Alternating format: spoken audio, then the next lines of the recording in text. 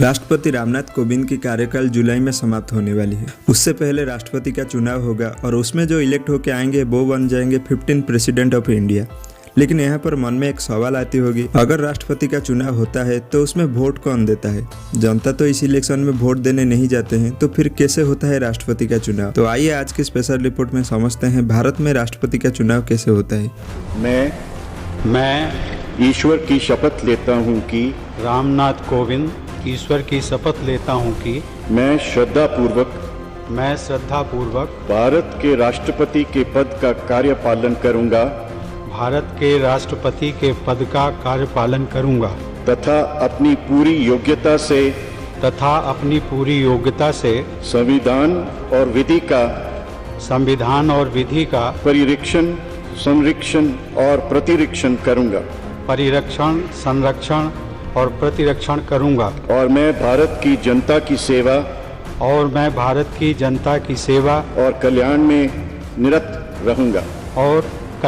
निरत रहूँगा। राष्ट्रपति हमारे देश की फर्स्ट सिटीजन यानी प्राथमिक नागरिक है। राष्ट्रपति हमारे देश की एकता और अखंडता की सिंबल होते हैं।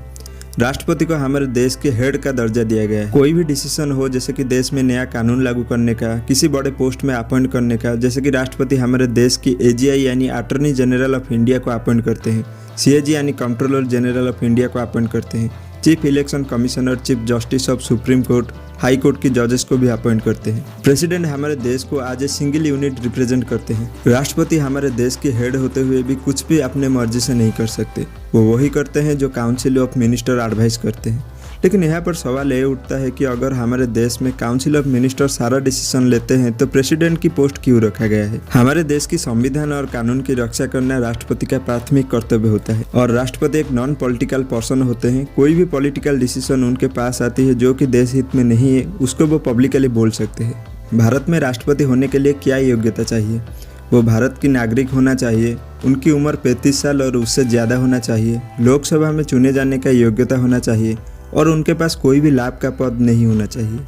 भारत में राष्ट्रपति का चुनाव इनडायरेक्ट इलेक्शन प्रोसेस से होता है, यानी इसमें जनता वोट देने नहीं जाते हैं, बल्कि जनता के द्वारा निर्वाचित प्रतिनिधि राष्ट्रपति के चुनाव में वोट देते हैं। लोकसभा, राज्यसभा, यूनियन टेरिटरीज के सभी निर्वाचित मेंबर्स और सभी विधानसभा के निर्वाचित मेंबर्स इस प्रोसेस में शामिल होते हैं। इन सभी वोट का वैल्यू अलग अलग होता है। लोकसभा, राज्यसभा के वोटर्स की वैल्यू सेम रहता है, लेकिन विधानसभा की वोटर्स की वैल्यू अलग होता है और ये डिपेंड करता है उस राज्य की पॉपुलेशन के ऊपर। तो अब समझते हैं वोटिंग प्रोसेस को।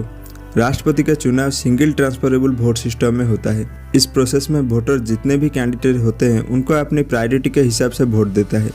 यहाँ पर एक एग्जाम्पल लेके समझते हैं। अगर राष्ट्रपति के चुनाव में 3 कैंडिडेट है तो वोटर को फर्स्ट चॉइस, सेकेंड चॉइस और थर्ड चॉइस अपने प्रायोरिटी के हिसाब से वोट देना होगा। वोटिंग के बाद फर्स्ट चॉइस बॉक्स को पहले गिना जाता है।